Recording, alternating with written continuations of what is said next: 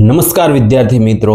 તો આજે આપણે જોઈએ ભગવત ગીતાનો પ્રાથમિક પરિચય, મહર્ષિ વેદ વ્યાસ વિશે અને મહાભારતનું યુદ્ધ કયા કારણે થયું, યુદ્ધમાં અર્જુન એ સ્વજનો જોઈને મોહગ્રસ્ત શા માટે થયો અને ભગવાન શ્રી કૃષ્ણએ તેને કઈ રીતે પોતાનો ધર્મ સમજાવ્યો એના વિશેની આપણે વાત કરવાના છીએ। તો વાતનું ટાઇટલ છે ધર્મ ક્ષેત્રે કુરુક્ષેત્રે। શ્રીમદ ભગવત ગીતામાં શરૂ થાય છે પહેલો શ્લોક, ધર્મ ક્ષેત્રે કુરુક્ષેત્રે સમવેતા યુયુત્સવા મામકા પાંડવા ચૈવ કિમ કુર્વંતિ સંજય। હે સંજય, ધર્મક્ષેત્ર એવા કુરુક્ષેત્રના મેદાનમાં ભેગા થયેલા યુદ્ધની ઈચ્છાવાળા મારા અને પાંડુના પુત્રો શું કરી રહ્યા છે? તો આજથી 5000 વર્ષ પહેલા મહર્ષિ વેદ વ્યાસ થઈ ગયા। તેમનું નામ કૃષ્ણદ્વૈપાયન। તેમણે વેદોનો વિસ્તાર કર્યો, આથી તેઓ વેદ વ્યાસ તરીકે ઓળખાયા। મહર્ષિ વેદ વ્યાસે કરેલું સર્જન ખૂબ જ વિશાળ છે અને વળી તે લોકોને નીતિના માર્ગે ચાલવાની સ્પષ્ટ સમજણ આપે છે। મહર્ષિ વેદ વ્યાસે બ્રહ્મસૂત્ર, 18 પુરાણ અને મહાભારતની રચના કરી છે। મહાભારતમાં કહેવાયું છે યન્ન ભારતે તન્ન ભારતે। મહાભારતમાં 18 પર્વ છે અને તેના લહિયા એ ગણપતિ છે। મહાભારતના ભીષ્મ પર્વમાંના 18 અધ્યાય અને તેના 700 શ્લોકો એ જ શ્રીમદ ભગવત ગીતા। તો હસ્તિનાપુરના રાજા શાંતનુ એને 3 પુત્રો હતા, ભીષ્મ, વિચિત્રવીર્ય અને ચિત્રાંગદ। ભીષ્મ અને ચિત્રાંગદને પુત્રો ન હતા। હવે વિચિત્રવીર્યના વળી પાછા 3 પુત્રો હતા, ધૃતરાષ્ટ્ર, પાંડુ અને વિદુર। ધૃતરાષ્ટ્રના 100 કૌરવો અને પાંડુના 5 પાંડવો। અને હસ્તિનાપુરના રાજા શાંતનુના અવસાન પછી વિચિત્રવીર્યને ગાદી આવી। હવે વિચિત્રવીર્યના 3 પુત્રો હતા। વિચિત્રવીર્યના અવસાન પછી પાંડુ એ રાજગાદી ઉપર બેઠા। હવે પાંડુ રાજા યુવા અવસ્થામાં મૃત્યુ પામ્યા અને પાંડુના 5 પુત્રો યુધિષ્ઠિર, ભીમ, અર્જુન, નકુલ અને સહદેવ એ ખૂબ જ નાના હતા। આથી એ રાજગાદી ધૃતરાષ્ટ્રને સોંપવામાં આવી। ધૃતરાષ્ટ્રના 100 કૌરવો પુત્રો હતા।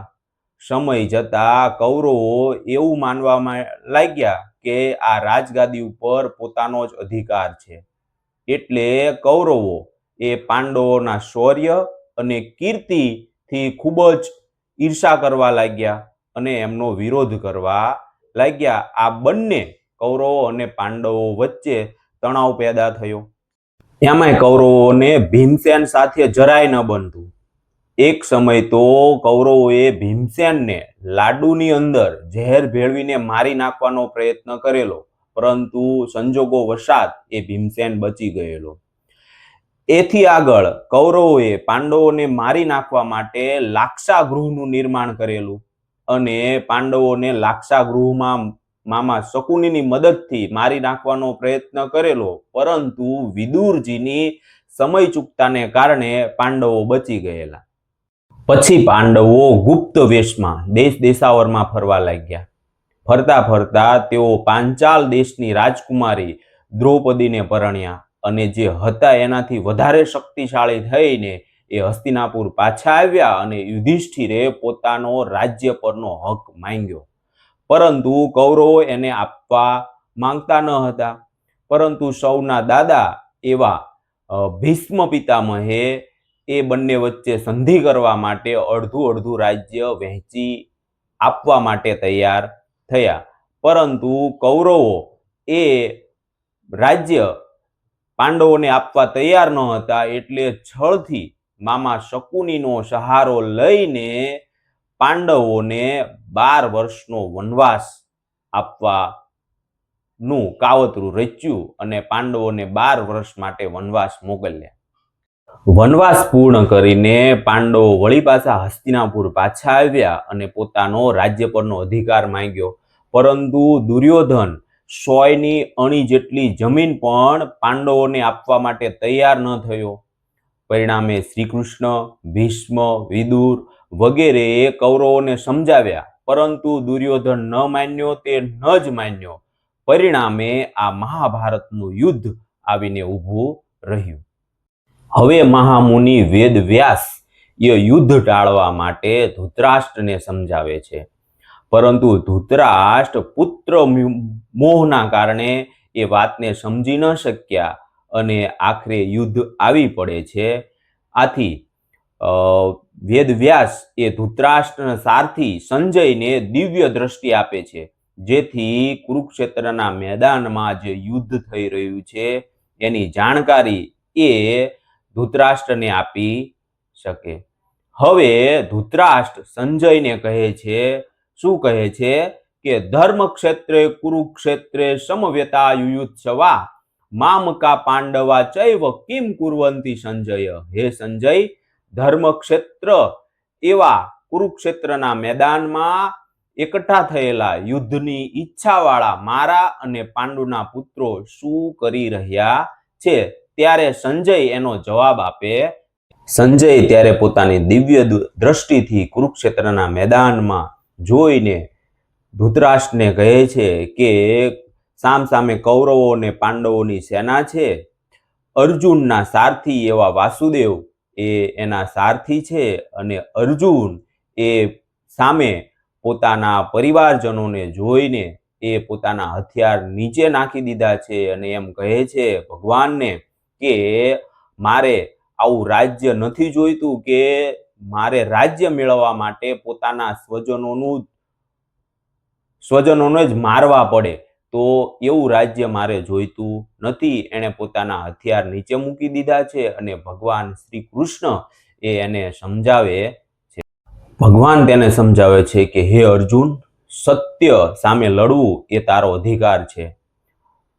કૌરવો જે છે એ અધર્મી છે, અધર્મીને હણવા એ તારો અધિકાર છે. જો તું આ યુદ્ધમાંથી પલાયન કરીશ તો લોકો તારો ઉપહાસ કરશે, તારી અપકીર્તિ થશે, માટે તારે યુદ્ધ માટે લડવું જરૂરી છે.